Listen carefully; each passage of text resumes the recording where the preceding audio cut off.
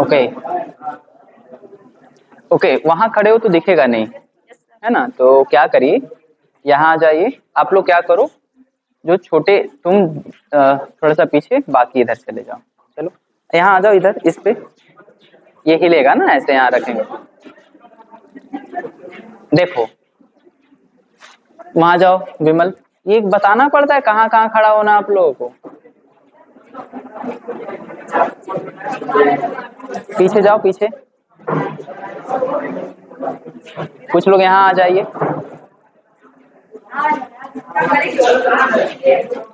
वो दिखाई देगा, परेशान ना हो उसके लिए। और ना इधर जाओ, उस पे जाओ, उस टेबल पे। ये मैटर नहीं करेगा ना, आगे रहेंगे तभी दिखेगा, अगर हम दूर दूर खड़े हो जाएं तभी दिखेगा।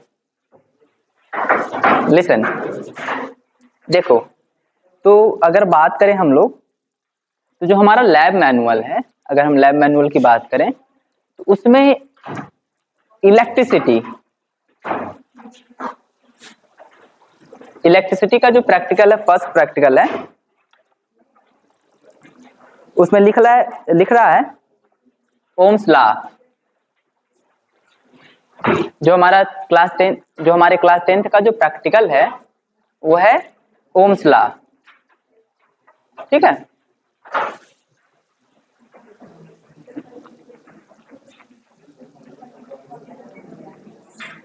ओम्स लॉ, बातें नहीं करो अब। देखो, तो जिसको बात करना है वो या तो बाहर चला जाए, या तो भी इतना मार मारेंगे टूट जाएगी हड्डी। अब सबको समझ में आ रही बात है?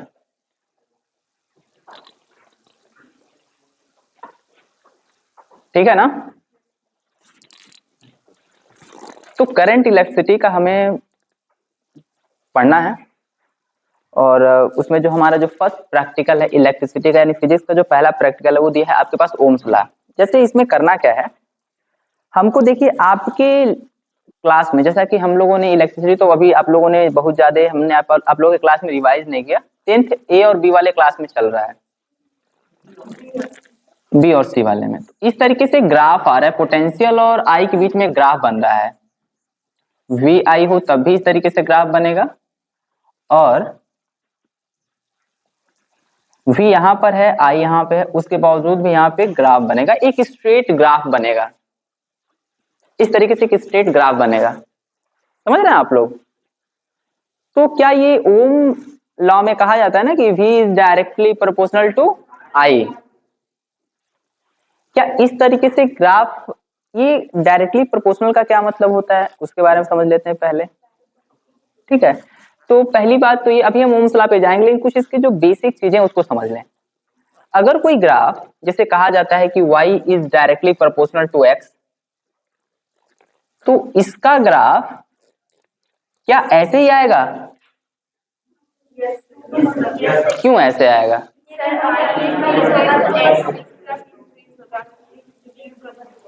लेकिन यहाँ पे प्रोपोर्शनलिटी है, तो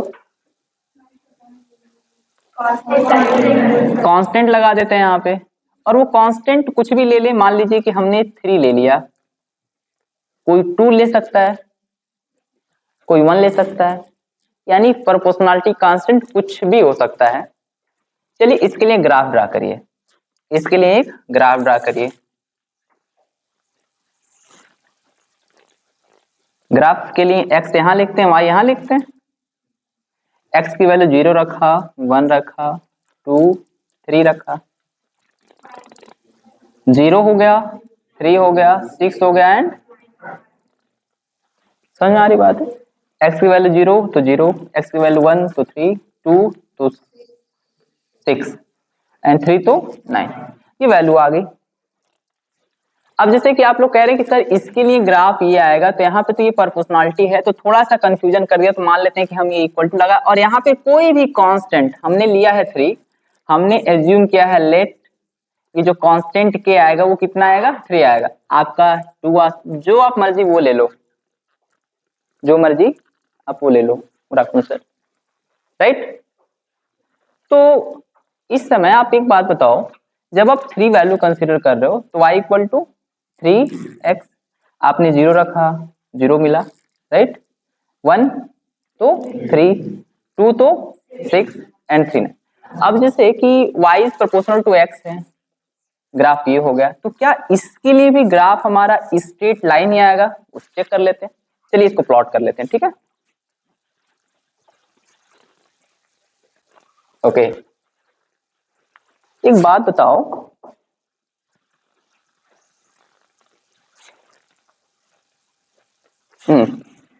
क्या करा जाए, एक्स एंड वाई एक्सिस हमारे पास है, कैसे प्लॉट करोगे बताओ। एक्स एक्सिस कौन होगा हमारे पास, ये, राइट, और वाई एक्सिस। एक बात बताओ, हम क्या करें, हम इसमें कुछ डिवीजन कंसीडर कर लें, डिवीजन अपने पास से तो कंसीडर करेंगे। तो 1 2 3 4 5 6 7 8 एंड 9 10, इस तरीके से डिवीजन हो गया एक्स एक्सिस पर। इसी तरीके से वाई एक्सिस पे कुछ डिवीजन होगा, 1 2 3 4, ये तो बहुत बड़ा हो गया।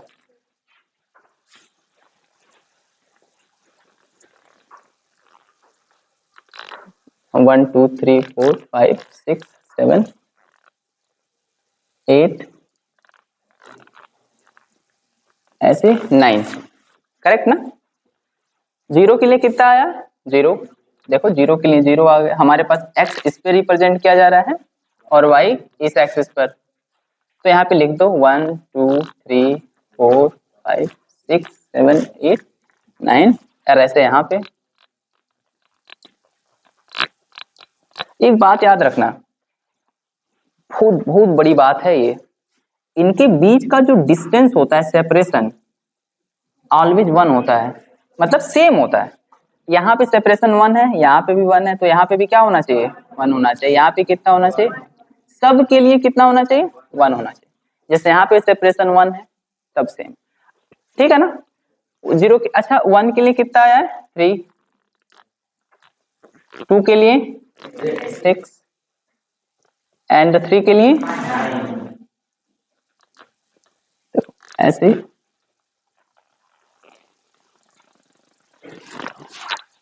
हमें क्या मिला, स्ट्रेट लाइन।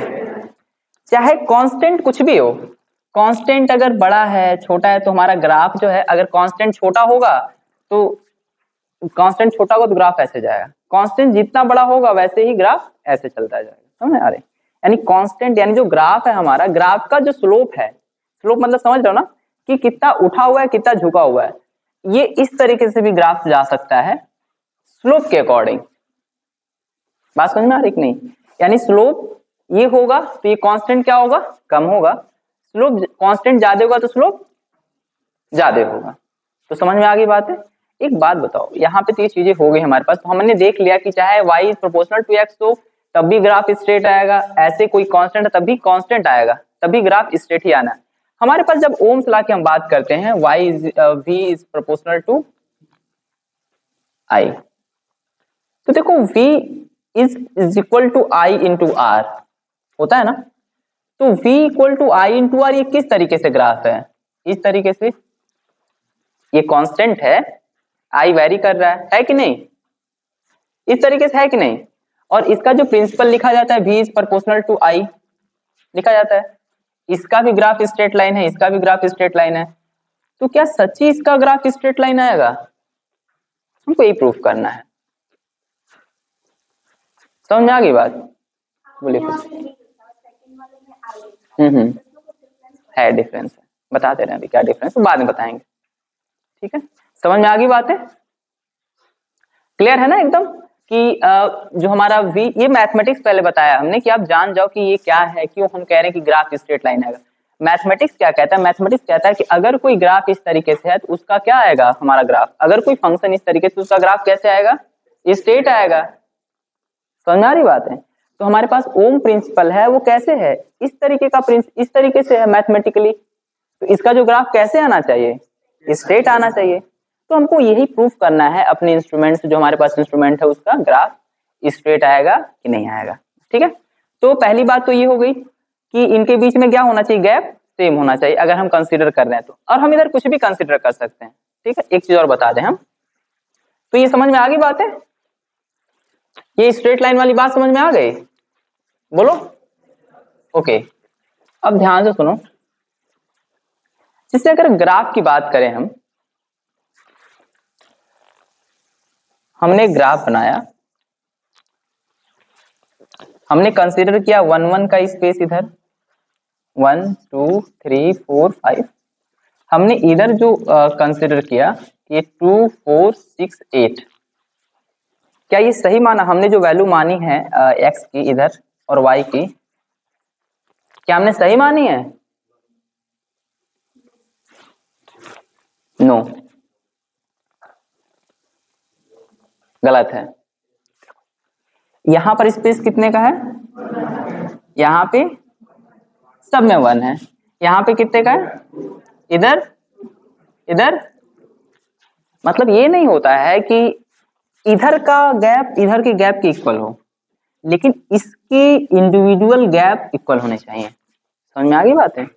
ये कुछ भी हो सकता है, यहाँ 3 6 9 हो सकता है, 3 3 का गैप ले सकते हो आप, 4 4 का गैप ले सकते हो, लेकिन जो गैप होगा वो क्या होगा? इक्वल होगा। वो डिपेंड करेगा आपके ऊपर कि आप अपने ग्राफ को कैसे कंफर्टेबली बना पा रहे हो। देखो, अगर हमने गैप 2 2 का कंसीडर किया है तो देखो हमें फायदा क्या हुआ।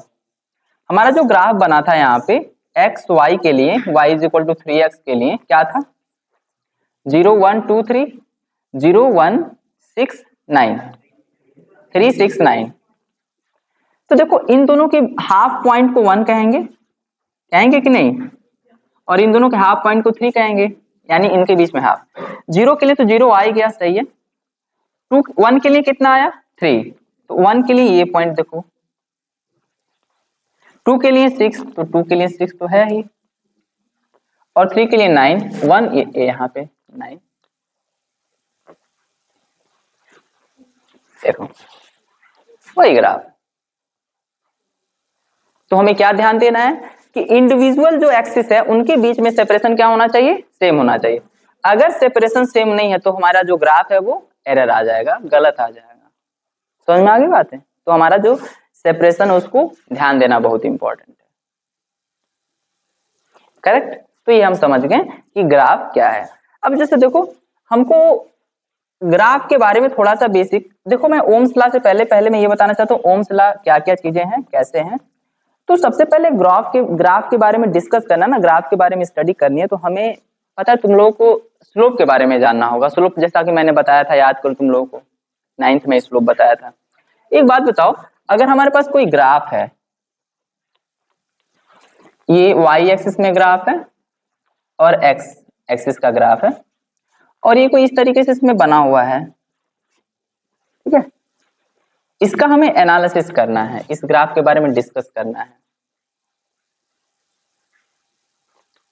समझ रहे? तो ये ग्राफ जो है, ये बताइए, ये जो ग्राफ है, इस ग्राफ की जब हम एनालिसिस करेंगे तो ये जो ग्राफ का हम सबसे पहले फाइंड करते हैं स्लोप। सबसे इंपॉर्टेंट चीज है, सभी लोग ध्यान से देखिए इधर, इस ग्राफ के बारे में अगर हमें कुछ जानना है तो सबसे पहले हम क्या फाइंड करेंगे? स्लोप फाइंड करेंगे। इस ग्राफ का स्लोप फाइंड करेंगे। तो किसी भी ग्राफ का स्लोप फाइंड करना होता है, वो होता है इससे, एक ट्रायंगल होता है, इस राइट एंगल ट्रायंगल का टेन थीटा जो होता है ना, टेन थीटा, ये है परपेंडिकुलर और ये है बेस। तो परपेंडिकुलर डिवाइडेड बाय परपेंडिकुलर को अगर हम h कह दें और b h, अच्छा h को p कंसिडर कर लिया जाए। अच्छा अच्छा ठीक है, p by b perpendicular upon base. तो इसी टेन थीटा को कहा जाता है स्लोप कहा जाता है, ठीक है?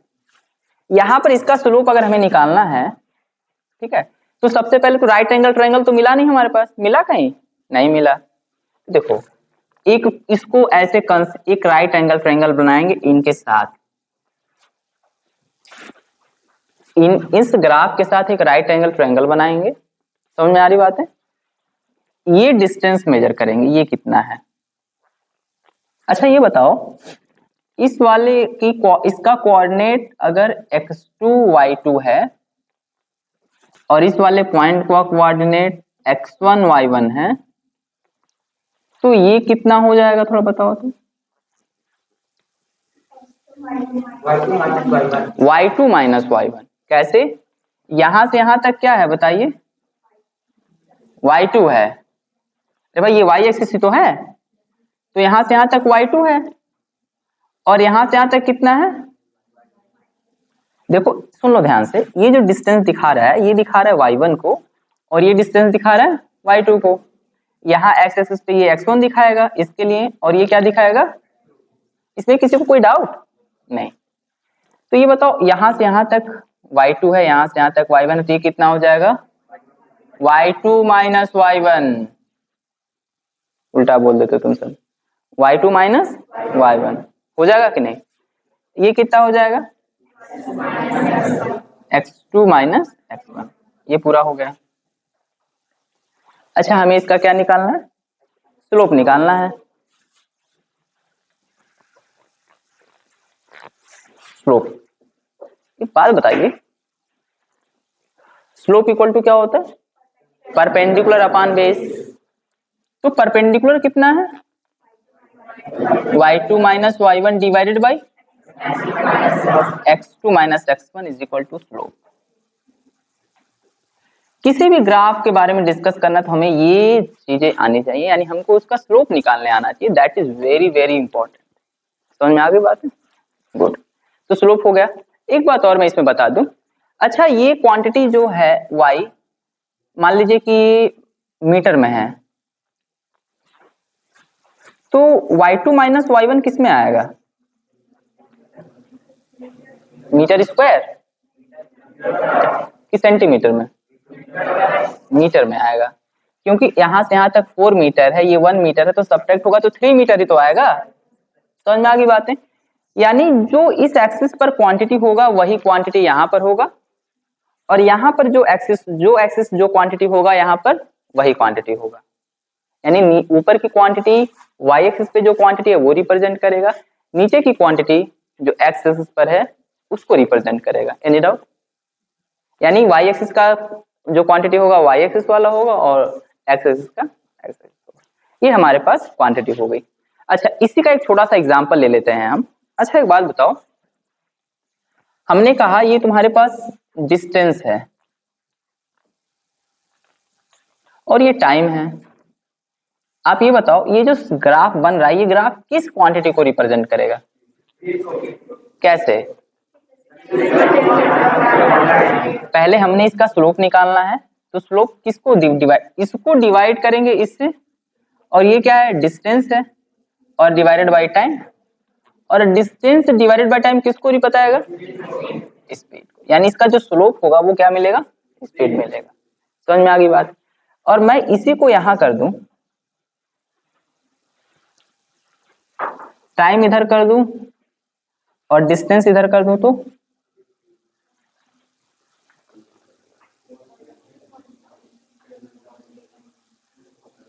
तब स्लोप क्या मिलेगा? टाइम अपॉन डिस्टेंस मिलेगा। वेरी गुड, एक्सीलेंट, नॉर्मल सी बात है। अरे इसका स्लोप निकालना है हमें, तो स्लोप क्या होगा? Perpendicular upon base. तो स्लोप जो होगा हमारे पास टाइम अपॉन डी आ जाएगा। और ये बताओ टाइम अपॉन डी किसका फॉर्मूला होता है? 1 बाई वेलोसिटी, 1 बाई स्पीड। बहुत बढ़िया भाई, अगर इस वेलोसिटी को हम डी बाई स्पीड को v बाई टी लिख सकते हैं तो 1 बाई वी को t बाई डी नहीं लिख सकते हैं?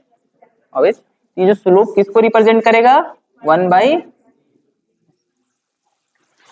That is very very very important. ये बातें आपको समझनी है, ये जो मैं बता रहा हूँ यहाँ पे। समझ में आ गई बात है? करेक्ट? ओके, आगे अब बढ़ते हैं। यानी जो ग्राफ का जो बेसिक फंडा था हम लोगों ने समझ लिया। करेक्ट? ओके, कोई चीज, कोई डाउट किसी को कुछ भी इसमें? ग्राफ जो लेना है, इक्वल डिस्टेंस लेना है, एक्स एक्सिस पे अगर अलग इक्वल है तो वाई एक्सिस पे अलग इक्वल, अलग अलग चीजें हो सकती हैं, जो भी चीजें हमें चाहिए। Okay,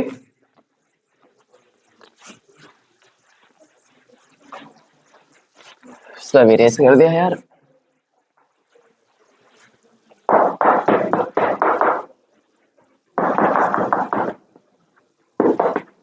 okay everyone, listen carefully. Okay, अब हमको पढ़ना है ओम्स लॉ। अभी तक हम आप पहुंचे हैं ओम्स लॉ के बारे में जानने के लिए। ठीक है,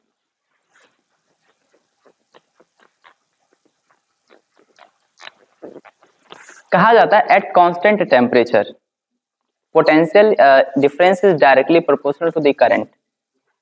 potential difference applied at the conductor at the end of the conductor is directly proportional to the, बताइए, electric current flow in the circuit या इन द वायर। यही है हमारे पास। यानी अगर हम टेम्परेचर कांस्टेंट रखें, टी कांस्टेंट रखें, तो V is directly proportional to the I। दो चीजें होती हैं, कभी कभी I is proportional to V लिख दिया जाता है। ठीक है, तो यहाँ दो चीजें होती हैं, ये मैंने इसको बताया बहुत अच्छे से, तो हम बस यही समझेंगे V is proportional to I। इसको समझना होगा तो मैं बता दूंगा क्या करना है आपको। डिपेंडेंट और इंडिपेंडेंट की बातें आ जाती हैं। V is proportional to I, तो यहां से देखा जाता है ना, V is equal to I into R। हमें एक कांस्टेंट मिलता है जिसको कहा जाता है रेजिस्टेंस। क्या कहा जाता है? Resistance that oppose the, that एक तरीके से कहा जाए that resist the flow of current, यानी that oppose the flow of current. तो देखो ये V is proportional to I है। अगर देखा जाए तो हमारा जो मैथमेटिकल ग्राफ इसका था वो y is equal to 3x के इक्वल है। तो जैसे जैसे V को बढ़ाते हैं वैसे वैसे I बढ़ता जाता है और एक कांस्टेंट आ जाता है। यानी इसके लिए ये जो हम ग्राफ देखें, ये जो ग्राफ इससे बनना चाहिए, वो ग्राफ बनना चाहिए इस तरीके से। यानी इसका ग्राफ कैसे बना था? ऐसे ही बना था ना इसका ग्राफ, तो ये भी इस तरीके से, तो इसका भी ग्राफ ऐसे ही बनना चाहिए। अगर हम V को इस पे रिप्रेजेंट कर दें और I को इस पे रिप्रेजेंट करेंगे तब भी तो वही बनना है। समझ में आ रही बात है? V is proportional to I। तो क्या ये सही है ऐसे बनेगा ग्राफ? इसी ग्राफ के बारे में हमें वेरीफाई करना है। इसी ग्राफ का क्या करना है? वेरीफाई करना है, वेरिफिकेशन करना है। तो देखो इसी एक्सपेरिमेंट को मैं थोड़ा सा और एक्सटेंड कर देना चाहता हूं। ये तो तुम लोगों के क्लास का एक्सपेरिमेंट है कि verify the to study the dependence of the potential difference across the resistance on the current I passing through it and determine the resistance and also plotting the graph between V and I। ये आपके पास M देखो, तो हमारे पास Ohm's law है, ये constant होना चाहिए, constant temperature पे हमारे पास V is proportional to I होता है, V equal to I into R। कभी कभी क्वेश्चन हो जाता है ना, ये टेम्परेचर कांस्टेंट क्यों होना चाहिए? तो ये होमवर्क है, मैं बताऊंगा कहाँ से पढ़ना है। ठीक है, ये बताया गया है। तो सुनो, हम दो एम लिखेंगे। ठीक है, एक ही ओम एक ही कर लेते हैं, जो आपके लिए भी हो जाएगा, आपके भैया लोग के लिए भी हो जाएगा, 12 वालों के लिए भी हो जाएगा। ठीक है, इजी है। जैसे देखिए आपके पास एक इस तरीके से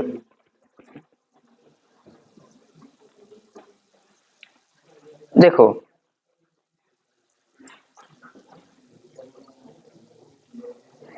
देखो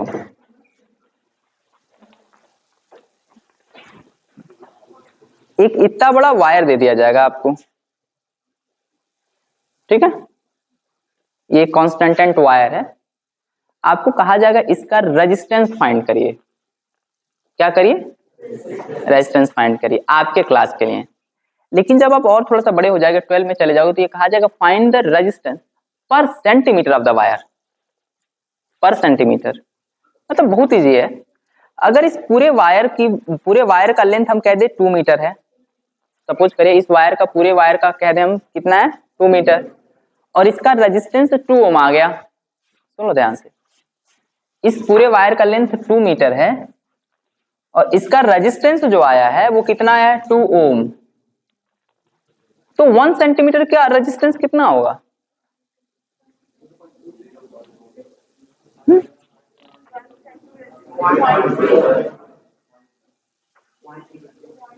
अमरेंद्र बाहुबली 0.01 0.01 कैसे? सबसे पहले कि 100 सेंटीमीटर की वैल्यू कितनी है, 2 ओम। तो 1 सेंटीमीटर की वैल्यू कितनी हो जाएगी, 2 बाई 200। ये कैंसिल हो गया, 1 बाई 100 ओम। यही बस करना है आपको। पहले आपका जितना प्रैक्टिकल है सब का सब कुछ वही है, बट आपको बस एक छोटा सा चीज बढ़ा देना है, 1 सेंटीमीटर ओम। तो सबसे पहले आपको वेरीफाई भी करना है, रेजिस्टेंस भी निकालना है, और पर सेंटीमीटर रेजिस्टेंस निकालना है। तो सुनो, सबसे पहले देखो, ये हमारे पास ये है वायर।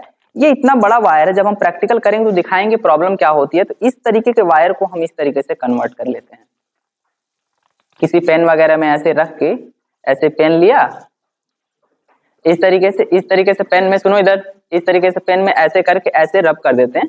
थोड़ा सा जो कि करंट से इंड्यूस्ड करंट का इफेक्ट होता है, उन सबको निग्लेक्ट करते हुए हम इस तरीके से वो कर लेते हैं। ऐसा करने से फायदा ये होता है कि इतना लंबा सा वायर जो कि नीचे कहीं सस्पेंड जाएगा, वो कहीं इकट्ठा हो जाएगा, हम उसको आसानी से हैंडल कर सकते हैं। इस वजह से हमको इस तरीके से इसको करना पड़ता है, ठीक है।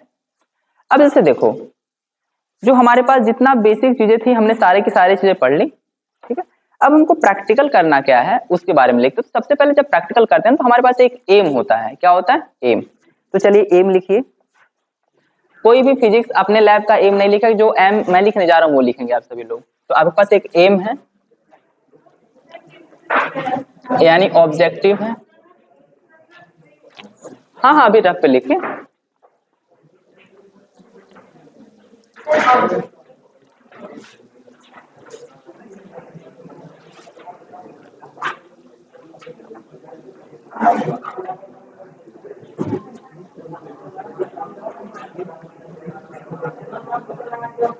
बहुत शोर हो रहा है, शोर ना करो। ऑब्जेक्ट ही लिखिए, कोई बात नहीं, ऑब्जेक्ट लिखिए आप लोग। By the restaurant first.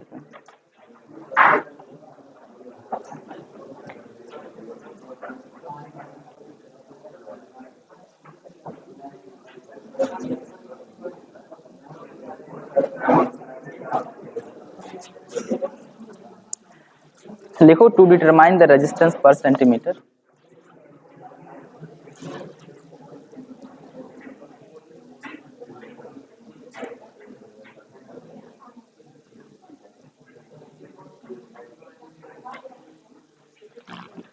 The resistance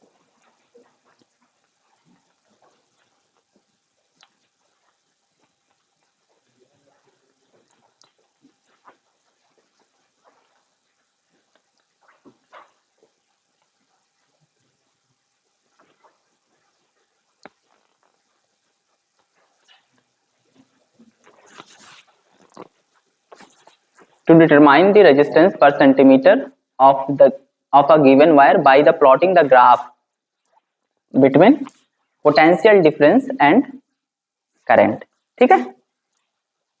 और एक और एम होगा इसका, जो ये 12 का है।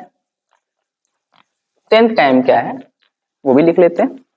टू स्टडी दी, लिखिए, दोनों दोनों दोनों। To study the dependence of,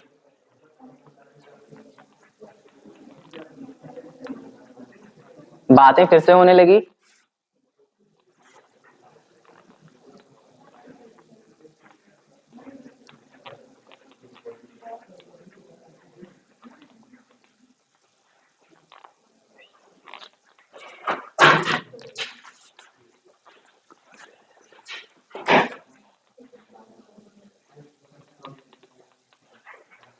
across the resistance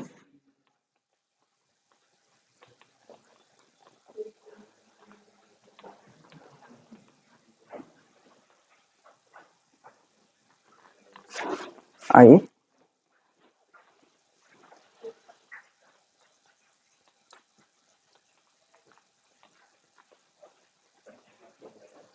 passing through it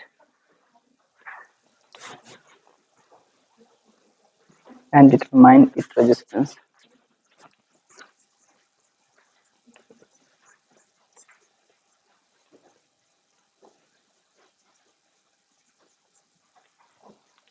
Determine its resistance.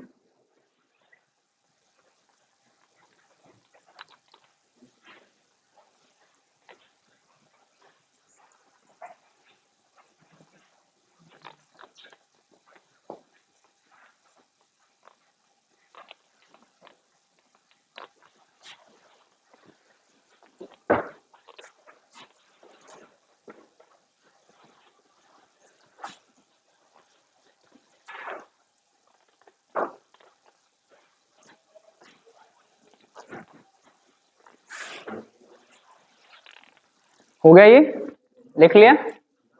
Okay, लिख लीजिए।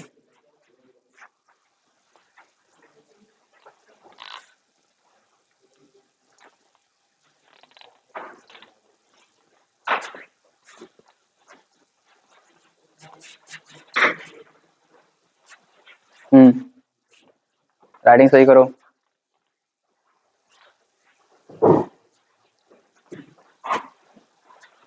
क्या हाल है? क्या हुआ, हंस क्यों रहे तुम सब? ग्राफ, ठीक है, ओके।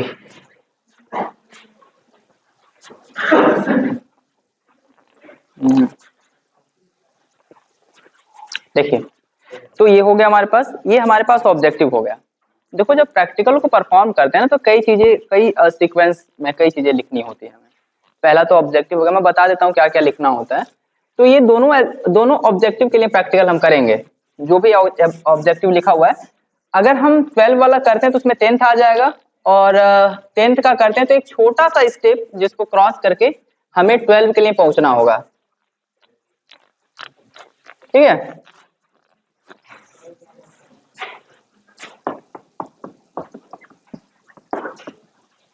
सुनो, बातें बहुत हो रही हैं इस क्लास में आज, पता नहीं क्यों। यानी मार खाए बिना आप लोग सही नहीं रहेंगे। देवाशीष और अंकित, सुनो इधर ध्यान से। पहले हमारे पास एम हो गया, जो कि हमने लिख दिया था। दूसरा, हमारे पास थियरी होती है इसकी, इससे रिलेटेड कुछ थियरी है तो थियरी लिख देते हैं कि किस बेस पे होगा। तीसरा, ऑपरेटर्स लिखा जाता है, क्या चीजें हमें जरूरत पड़ेंगी इस प्रैक्टिकल को करने के लिए। ठीक है, जिसको कहा जाता है मटेरियल रिक्वायर्ड। एक बात और होती है कि इसको कैसे करना है वो लिखते नहीं है। सुनो ध्यान से, कैसे करना है, कैसे परफॉर्म करें, यानी प्रोसीजर जो है, प्रोसीजर को लिखना नहीं होता है, इसको छोड़ देते हैं। उसके बाद आता है हमारे पास ऑब्जर्वेशन टेबल।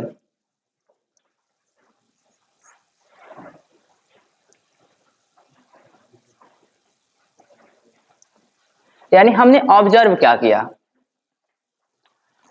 कि हमने जब प्रैक्टिकल करे हैं हम, तो क्या ऑब्जर्वेशन है, ऑब्जर्वेशन टेबल बनाते हैं।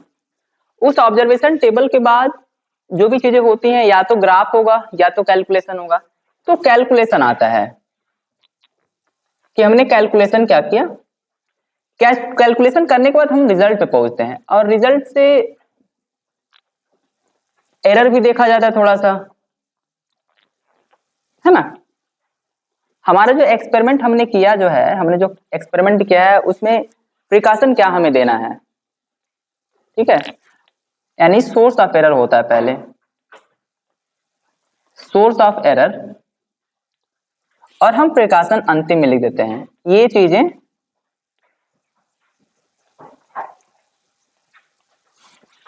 ये होती है, किसी एक प्रैक्टिकल को लिखने का एक तरीका होता है। किसी भी प्रैक्टिकल को अगर हमें करना है तो हमारे दिमाग में होना चाहिए कि सबसे पहले हमें करना क्या है, दूसरी चीज इसकी थियरी क्या है, किस तरीके से ये वर्क करता है। तीसरा, हमारे पास इसका जो ऑपरेटर से क्या क्या चीजें लगेंगी जिससे हम इस प्रैक्टिकल को परफॉर्म करेंगे।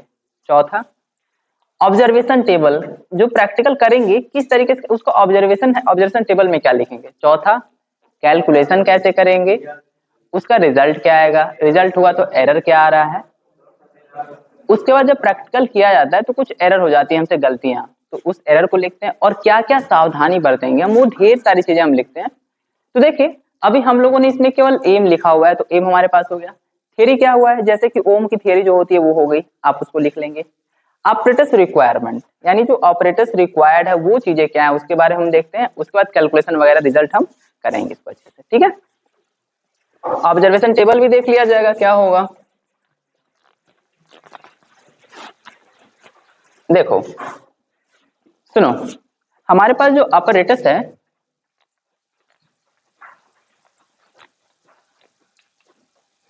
एक तो अमीटर चाहिए, वोल्ट मीटर चाहिए,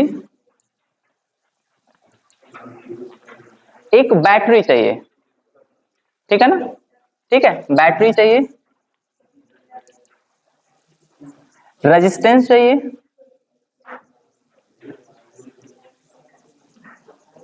कनेक्टिंग वायर होता है एक, यानी किसको किससे कनेक्ट करेंगे वो कनेक्टिंग वायर हो गया, ठीक है। तो जो हमारे एक रोस्टेड भी है, क्या है,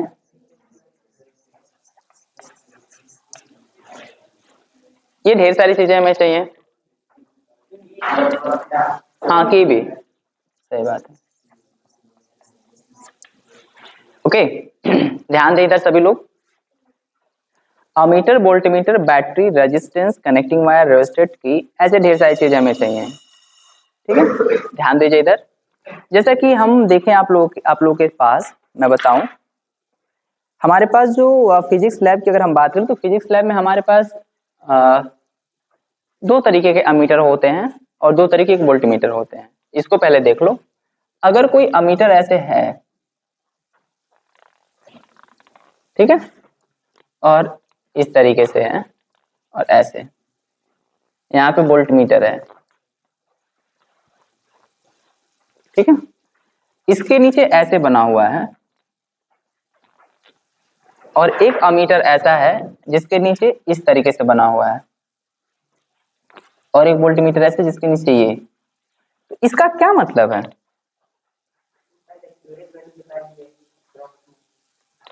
ये एक्यूरेट वैल्यू और अप्रॉक्स वैल्यू। देवाशीष आप बताइए, कुछ बोलना चाह रहे हैं, यही बोलना चाह रहे थे। और इसका मतलब ये होता है डायरेक्ट करंट को मेजर करने वाला अमीटर, और ये होता है अल्टरनेटिंग करंट को मेजर करने वाला अमीटर। यानी हमारे पास ये जो फिजिक्स अगर हम देखें, इसको ध्यान से देखोगे, तुम सब देख लेना, ये इसमें दिखा रहे हैं लेसन, ये जो अमीटर की अगर हम बात करें तो इसका जो V, इसका वोल्ट मीटर है, ये V जो है स्ट्रेट, V क्या है, स्ट्रेट है, राइट। यानी किसको मेजर करेगा, डीसी करंट, डीसी वोल्ट को। और ये है आपके पास अमीटर, अगर इसको ध्यान से देखेंगे तो क्या होगा, नहीं डीसी है ये, किसको, डीसी, देखो इसमें दिखा रहे हैं, कोई बात नहीं। अच्छा, ये तो एसी डीसी की बात हमें समझ में आ गई, लेकिन इसमें सबसे इंपॉर्टेंट चीज क्या है जिसको हमको करना है, वो है क्या, देखो ये सारी चीजें अभी हम देख लेंगे। हमारे पास इसका जो ऑब्जर्वेशन टेबल आता है,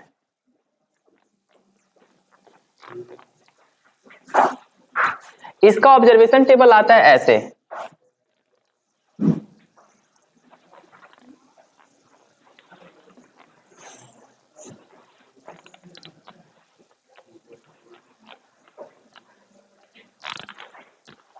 सीरियल नंबर V&I, यहाँ पे वोल्ट होता है, और यहाँ पे देखो हमारे पास जो अमीटर है वो मिली एम्पियर का है, किसका है, मिली एम्पियर का, तो हम अपने वहां मिली एम्पियर लिखेंगे। और अगर ये मिली एम्पियर में नहीं होता, एम्पियर में होता, तो हम क्या लिखते हैं ऑब्जर्वेशन टेबल में, एम्पियर लिखते हैं, ऑब्वियस सी बात है, ठीक है ना, ओके। अब जैसे देखो जो हमारे वहाँ फिजिक्स, अब जैसे कि कहने का सेंस ये है कि इसमें देख लेते हैं जो हमारे पास मिली एम्पियर है ना वो इस तरीके से है।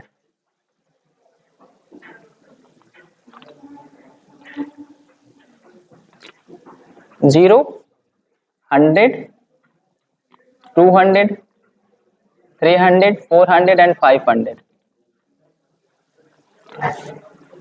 ऐसे बातें नहीं, सुन लीजिए ध्यान से।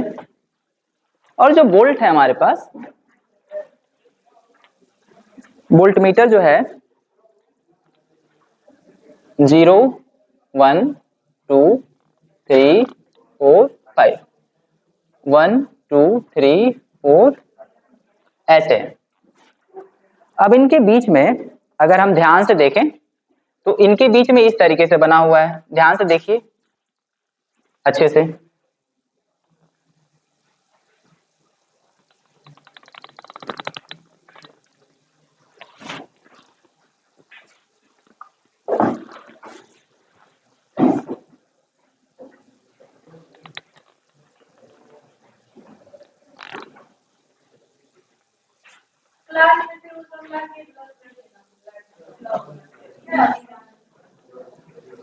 ऐसे है और इनके बीच में एक ऐसे गैप और फिर से ऐसे।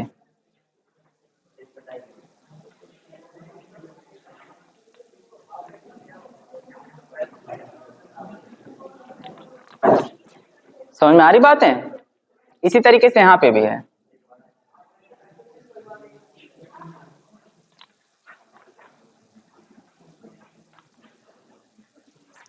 टेन इस तरीके से डिवाइड है, यानी तो बात होगी, पढ़ लो यार, तो तुम ही लोग के लिए है ये। तुम लोग चाह रहे हो बाहर खड़ा होना, तो जाके बाहर खड़े हो बात करो। पूरा जिंदगी भर पढ़ लोगे तो इस तरीके से कोई बताएगा ना, मैं चैलेंज देता हूं मैं, इस बात को याद रख लेना। पूरा यूट्यूब ढूंढ डालो जाके दिन रात, पूरा पूरा साल भर यूट्यूब ढूंढो तो इस तरीके से कोई नहीं बताया। सही बोल रहा हूं मैं? थोड़ा सा ध्यान से पढ़ लीजिए। और सबसे अच्छी बात है हम लोग आप लोग के सामने हैं, तुरंत आप क्वेश्चन भी कर सकते हैं। तो ध्यान से सुन लीजिए। तो 4 मिनट की बात है, काम हो जाएगी खत्म, तो प्रैक्टिकल करते चलते हैं घर। और जाइए दुकान पे बाहर वो जो बेचती है चाय, वहां बैठिए, पकौड़ी खाइए, बातें करिए। हमारे पास 20 रुपए है, ले सकते हैं आप। चाहिए? किसको किसको चाहिए? ये ग्रुप नहीं, 100 रुपए नहीं है, 20 रुपए नहीं नहीं, अरे 5 रुपए देंगे तभी बहुत ज्यादा हो जाएगा। 20, जैसे क्लास ओवर हो रहा है 20 रुपए देंगे, जाके पकौड़ी खा लेना, लेकिन क्लास में बात नहीं करना, ठीक है? मार वार मत करना पकौड़ी को आधा कर करके खा लेना, बट बात मतलब मार मत करना, ठीक है?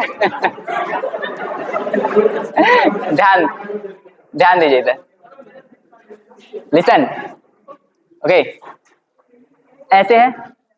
इसी तरीके से हमारे पास वोल्ट मीटर में भी बातें नहीं, अब हमारे पास वोल्ट मीटर में भी ऐसे देखा जाएगा तो इस तरीके से गैप है, इनके बीच में इस तरीके से एक स्मॉल स्मॉल ऐसे।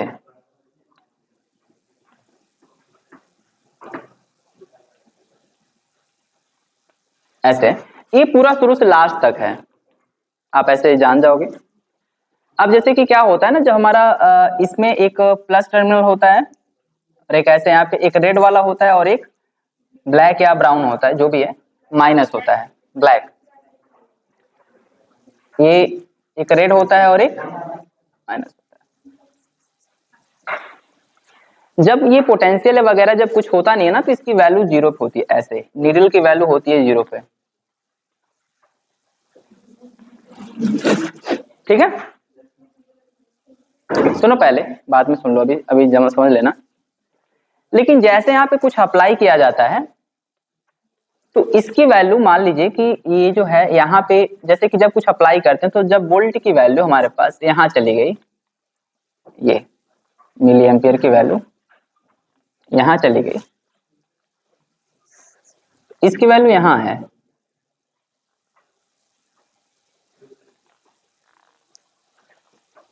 तो सबसे बड़ा चैलेंज ये है कि इसकी वैल्यू लिखेंगे क्या। इसकी वैल्यू ये तो हमारा जो पहला एक्सपेरिमेंट किया फर्स्ट वाला, यहाँ पे फर्स्ट सीरियल नंबर पहला एक्सपेरिमेंट किया, यहाँ पे लिखना क्या है, हमें लिखना क्या है यहाँ पे, तो इसके बारे में ध्यान देंगे हम। सबसे पहले हम इसका लिस्ट काउंट निकालेंगे। तो इसका लिस्ट काउंट क्या होगा, लिस्ट काउंट क्या होता है, कोई बताएगा हमें? सुन लो, नहीं पता है सुनो। Minimum measurement done by the any instrument is called list count. ठीक है, अब जैसे देखो, अब इसे ये कहा जाए कि सबसे मिनिमम डिवीजन क्या है, ये है एक छोटा सा ये वाला डिवीजन, ये सबसे मिनिमम है, इसकी वैल्यू कितनी होगी, 10 होगी। कैसे पता किया, क्योंकि ये देखे 10 डिवीजन है, यहां से यहां तक का 10 डिवीजन है, और 10 डिवीजन किसके इक्वल है, 100 के। तो 1 डिवीजन की तो वैल्यू लिस्ट काउंट होती है, तो ये कैंसिल हो जाएगा, 10 आ जाएगा। तो यहां से यहां तक 1 डिवीजन की वैल्यू 10 है। अच्छा, इसका जो इंडिकेटर है वो कहां पे है, 11 पर। सुनो ध्यान से, इसका जो इंडिकेटर है वो 11 पर। तो 11 यूनिट और 1 यूनिट की वैल्यू कितनी है, 10, 110 सॉरी मिली एम्पियर।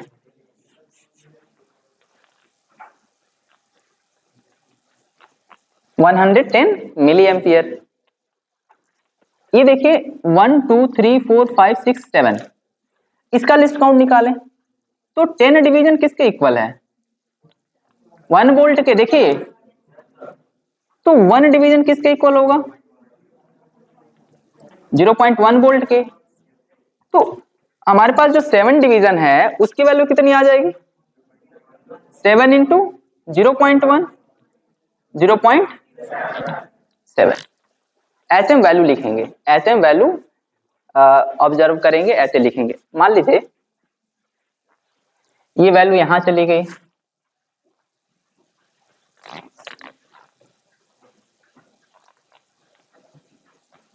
और तब ये वैल्यू भी बढ़ गई।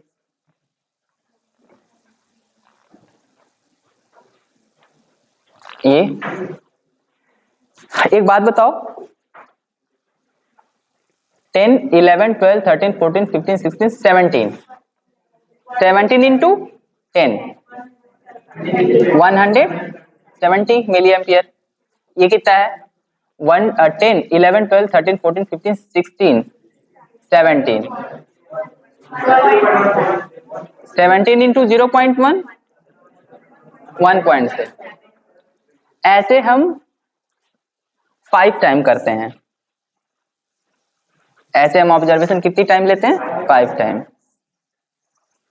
ये हो गया ऑब्जर्वेशन का। इस तरीके से हमारे पास जो भी वो है, क्या कहते हैं, वोल्टमीटर और अमीटर की वैल्यू ऐसे। ठीक है, ये हो गया वोल्टमीटर, हो गया अमीटर, हो गया बैटरी। हमारे पास जो बैटरी है वो ये बैटरी है, देखिए ये, ध्यान दो पहले, ये देखो इसको कहते हैं इल्यूमिनेटर। अब यहाँ पे इसको करते हो तो ये 4 वोल्ट के पोटेंशियल देता है, ऐसे देखो, ये ऐसे करते हो 6 वोल्ट का, ऐसे करते हो 8 वोल्ट का, ये सब पोटेंशियल अप्लाइड करता है आपके टर्मिनल पर। ठीक है, तो जब अगर इसको 2 वोल्ट पे किए हो तो तुम वोल्टमीटर के, अभी बताते हैं रोस्टेड को, कितना भी चेंज करोगे तो तुम्हारी वैल्यू 2 वोल्ट से ज्यादा नहीं आएगी, थोड़ा सा आसपास रहेगा। जब ये 4 पे कर दोगे तो 4 से ज्यादा नहीं आएगी, जब ये 6 पे कर दोगे तो 6 से ज्यादा, लेकिन जैसे 8 कर दिए तो पूरा क्रॉस हो जाएगा। यानी वोल्ट मीटर की वैल्यू को हम इससे क्या करेंगे, मेंटेन करेंगे। ठीक है, जितना हमें रिक्वायर्ड होगा। ठीक है, इसको एलिमिनेटर, और कहीं कहीं फिजिक्स लैब में लैक्लांसे सेल होता है, वो सेल लेके आओ तो जो रखा हुआ वहां पे, हाँ हाँ यही आराम से लेके आओ, उसको खोल के लाओ। हाँ खुला हुआ है, नहीं रहने दो, खोल रहे तो लेके आ रहे हैं, लाओ देखो, जल्दी दो, रहने दो, मत खोलो उसको। अंकित छोड़ो, ये होता है लैक्लांसे सेल, ये होता है जिंक रॉड, और ये होता है हमारे पास जो हाइड्रोजन आयन कंटेनर, इसमें कॉपर सल्फेट डाल के इसको बनाया गया। ये पॉजिटिव मोटा वाला पॉजिटिव टर्मिनल, ये नेगेटिव जो होता है जिंक वाला टर्मिनल, ये हमें 1.5 या 1.2 वोल्ट के करीब में पोटेंशियल देता है। कितना देता है? 1.2 वोल्ट। तो हमारे पास ये कहां तक दिखाएगा? यहीं तक जाएगा, मैक्सिमम कितना भी जाएगा वो यहीं तक जाएगा। ये दो तरीके की बैटरी होती है फिजिक्स लैब में, जिसका हम यूज इसको सॉल्व करने के लिए करते हैं। ठीक है, अब तो हो गया बैटरी। रेजिस्टेंस जो कि हमने दिखाया था, आपको कोई भी रेजिस्टेंस दिया जा सकता है, ये रेजिस्टेंस दिया जा सकता है, या तो मान लीजिए कभी कभी क्या होता है, इस तरीके से रेजिस्टेंस होता है, ये रेजिस्टेंस होता है। तो इसको मैं बताऊंगा बाद में ये कौन सा रेजिस्टेंस है, कैसे है, इसको देख लें, देख लेना तुम लोग, ऐसे देखेगा नहीं, पास देना पड़ेगा। बट फिजिक्स लैब में हम इस रेजिस्टेंस का यूज करते हैं, इसका फाइंड करना था, रेजिस्टेंस पर सेंटीमीटर वायर के लिए। तो इस वायर को हम क्या करते हैं, ऐसे कर देते हैं जिससे हमारा काम इजी हो जाए। दूसरा अगर हम देखें तो हमारे पास आता है कनेक्टिंग वायर। देखो फिजिक्स लैब के जो वायर होते हैं कनेक्टिंग वायर, वो ये होते हैं, इस वायर को कनेक्टिंग वायर कहा जाता है। सुनो, इस वजह से इसको कनेक्टिंग वायर कहा जाता है क्योंकि ये देखो, सुन लो ध्यान से, ये कपड़े से बना हुआ है, और ये हीट इस पे, जैसे नहीं कहते हैं कि हीट, तो अगर इसको बहुत ज्यादा हीट करेंगे, इसके बीच में एयर हो जाता है, कपड़ों के बीच में जो है ना एयर बन जाता है, तो जो इंसुलेटिंग काम करता है, यानी बाहर की ठंडी अंदर और अंदर ठंडी बाहर नहीं जाने देता है वो, मतलब जो हीट होता है वो। तो देखो ये एटमॉस्फेयर के हीट होने से ये जल्दी से हीट नहीं होगा, इस वजह से हम ये वाले कनेक्टिंग वायर यूज करते हैं। समझ में आ गई बात है? ये हो गया कनेक्टिंग वायर हमारा। ये हो गया हमारे पास रोस्टेट। क्या हो गया? रियोस्टेट। देखो इसको कहा जाता है वेरिएबल रेजिस्टेंस, इसको क्या कहते हैं? Variable resistance. इसमें सबसे ध्यान से देखने वाली बात ये है कि देखो इसमें तीन टर्मिनल हैं, एक तो ये टर्मिनल है, एक ये दिख रहा, एक ये दिख रहा है, ये, और एक ये, देखो तीनों, ये और ये तीन, ठीक है, 3 टर्मिनल है इसके पास, 1 2 3। क्यों, कब यूज करते हैं इसको, क्या करने के लिए, इसके बारे में हम देख लेते हैं, कब क्यों यूज करते हैं। ठीक है, तो ये ढेर सारी बातें हो गई हमारे पास। थोड़ा सा चौक लेके आओ तो दीपक, जाओ। क्या हुआ, क्या हुआ, क्या?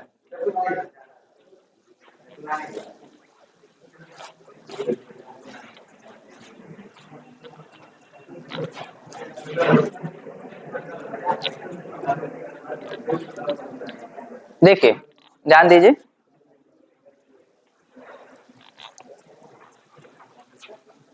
हमारे पास ये जो है, ये रोस्टेट है, इसको मैं देखूं, आपको बताऊं,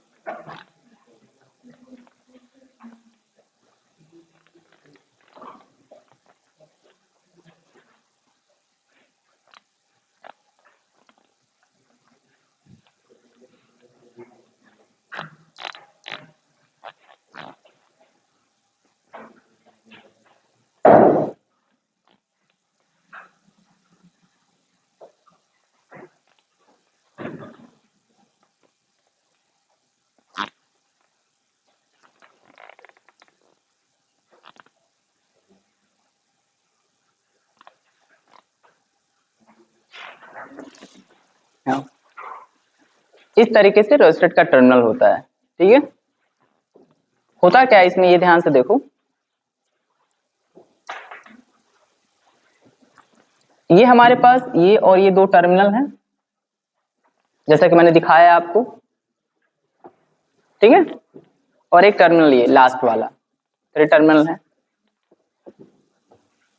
जैसे मान लो कि इस जो वायर देख रहे हो, ये जो मैं यहाँ पे ये बनाया हूँ ना, ये सारा का सारा वायर, सुनो इधर, पहले ध्यान से सुनो, इधर देखिए, रखो उसको। ये सारा का सारा जो वायर देख रहे हो इस पे लगा हुआ है, ये सारा का सारा वायर यहाँ पे बनाया गया है, इसकी कुछ एक फिक्स वैल्यू होती है, ठीक है। अगर इस टोटल की वैल्यू मैं कह दूं 50 ओम है, इस टोटल की वैल्यू मैं कह दूं 50 ओम है, ठीक है, 50 ओम। तो जैसे कि मान लो कि मैं कह दूं कि ये एक बल्ब लगा हुआ है यहाँ पर, और इसके साथ एक बैटरी लगी हुई है ऐसे, और ये बल्ब जल रहा है, ऑन है, और मैंने यहाँ पर इसको मैं इस तरीके से बना दूं, अगर इसको ऐसे बना दूं समझने के लिए, रोस्टेट को, ठीक है, इस तरीके से बनाया जाता है, और सिंबल इसका ऐसे होता है, ऐसे, एक टर्मिनल ये होता है, दूसरा टर्मिनल ये होता है, तीसरा टर्मिनल ये होता है, ये 1, ये 2 और ये 3। मैंने यहां पर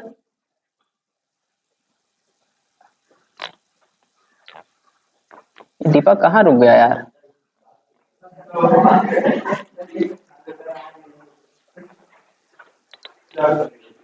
ठीक है, आ जाओ, ध्यान दीजिए, ऐसे ऐसे लगा है, अगर मतलब कौन सा टर्मिनल यहाँ पे ऐड हुआ है, ये और ये, देखिए सीधे अटैच हो गया। तो इसका मतलब क्या हुआ, इसका मतलब ये हुआ कि सीधे 50 ओम का रेजिस्टेंस इसमें ऐड हो गया इस सर्किट। इसका मैंने क्या कहा, मैंने कहा कि अगर इसकी टोटल वैल्यू कितनी है, जो वायर लगा हुआ है यहाँ पे, ये जो ब्लैक वाला वायर लगा हुआ है, इस वायर के इस इंडू को और इस इंडू को मैं दोनों सीधे सीधे यहाँ पे ऐड कर दूं इसके वायर के साथ ऐसे, तो इस सर्किट में कितना एक्स्ट्रा ओम रेजिस्टेंस ऐड हो गया, 50 ओम का रेजिस्टेंस ऐड हो गया। समझ में आ गई बात है, ठीक। और अगर हमने इसको ऐसे ऐड किया, डस्टर कहाँ गया, अगर हमने यानी हमने यहाँ पे कितना ओम का रेजिस्टेंस ऐड कर दिया, 50। अगर हमने यहाँ पे इस तरीके से रेजिस्टेंस ऐड किया, सुनिए ध्यान से,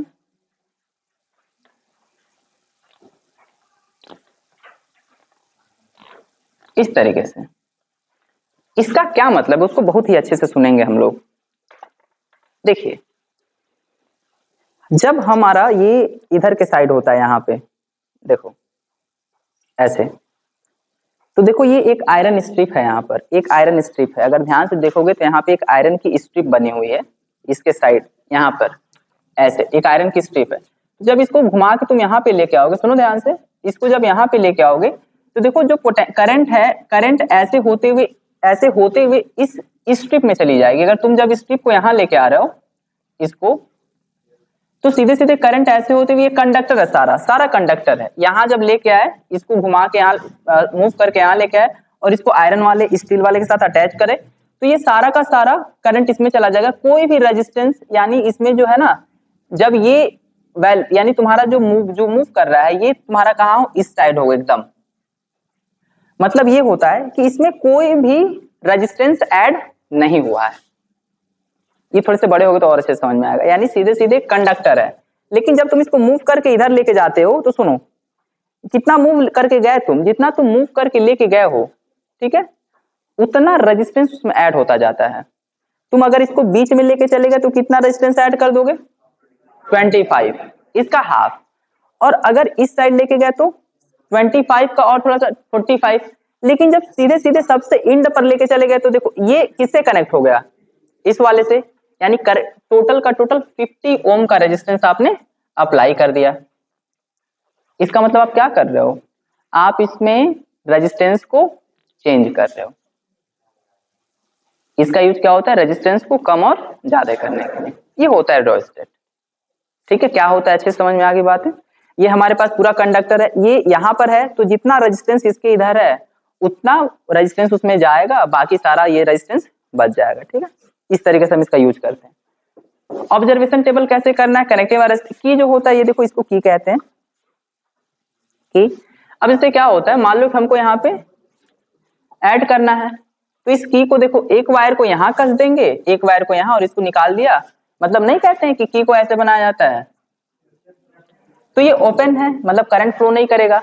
इसको ऑफ कर दिया तो करंट फ्लो करेगा, करंट फ्लो करेगा। ये दो चार चीजें, जो भी चीजें थी वो सब कुछ हो गई। अब इसको करना कैसे है, करना कैसे है, यानी इसका जो कैसे इसका ऐसे था रेजिस्टेंस हमारा,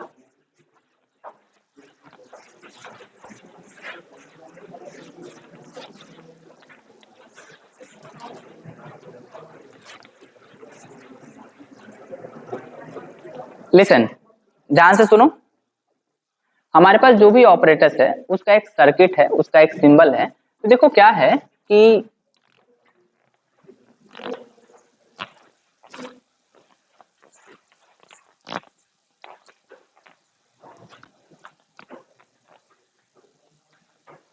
इस तरीके से देखो, तुम लोग लिखा था 2 वोल्ट, 4 वोल्ट, 6 वोल्ट, 8 वोल्ट, और यहाँ पे ये बना था, एक प्लस है एक माइनस है यहाँ पर, रेड एंड। हमारे पास एक वायर दे दिया गया रहेगा, ठीक है, वोल्ट मीटर। ये मान लो ये रेजिस्टेंस जो सर्कल वाला वायर था वो रेजिस्टेंस है।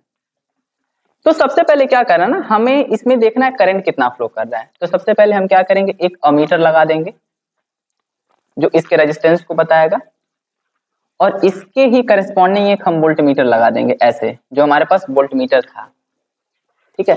जो अगर हम लोग बात करें इस तरीके से वोल्ट मीटर अमीटर की, थोड़ा सा देख लो और दूर बना लो।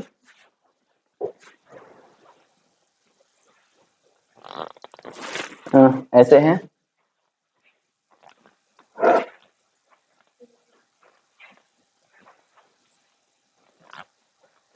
यहाँ पे ए अमीटर है।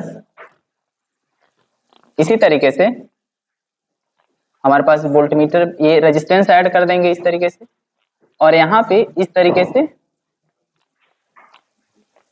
वोल्ट मीटर लगा हुआ है, तो इसके रेड वाले से इसको ऐड कर देंगे और इसको ऐसे ऐड कर देंगे, ठीक है। यहाँ पर हम क्या करेंगे, रोस्टेट ऐड कर देंगे। जो हमारे पास रोस्टेट की अगर हम बात करें, ऐसे है देखो, ऐसे, तो एक इंड इसके साथ ऐड होगा, एक इंड बचा देंगे, और ऐसे जो ऊपर वाले इंड से हम इसको कनेक्ट करेंगे। क्यों, क्योंकि हमें रेजिस्टेंस को वैरी कराना है, इस तरीके से है। और इसको किससे ऐड कर देंगे, देखो ये एरर हो गया, प्लस वाला जो टर्मिनल है इसको ऐसे कर देना था, कोई नहीं, उल्टा बना देते हैं इसको। ये रेड है प्लस और ये माइनस, ऐसे कनेक्ट कर दिया इसके साथ। इस तरीके से कनेक्ट करेंगे। इसके करस्पॉन्डिंग हम इसको मूव करेंगे। मूव करने के बाद वोल्ट मीटर अमीटर की कुछ वैल्यू आएगी। V की वैल्यू को हम I के वैल्यू के साथ लिखेंगे, ऑब्जर्वेशन टेबल बनाएंगे। इस सब को एक छोटे से ग्राफ से बनाया जाता है। इन सब को ऐसे बनाते हैं, इस टोटल ओवरऑल जो देख रहे हो आप, इन सब को ऐसे बनाया जाता है कि हमने एक बैटरी दिया इस तरीके से। अगर इसको देखो, ये हमारे पास बैटरी का पॉजिटिव टर्मिनल हो गया, कौन सा, ये वाला। इसके साथ क्या कनेक्टेड है, अमीटर कनेक्टेड है, प्लस माइनस। इसके साथ ऐसे यहाँ पे वोल्ट मीटर है, प्लस माइनस। यहाँ पे रेजिस्टेंस हो गया। इसके साथ यहाँ पे ऐसे देखो रोस्टेट है,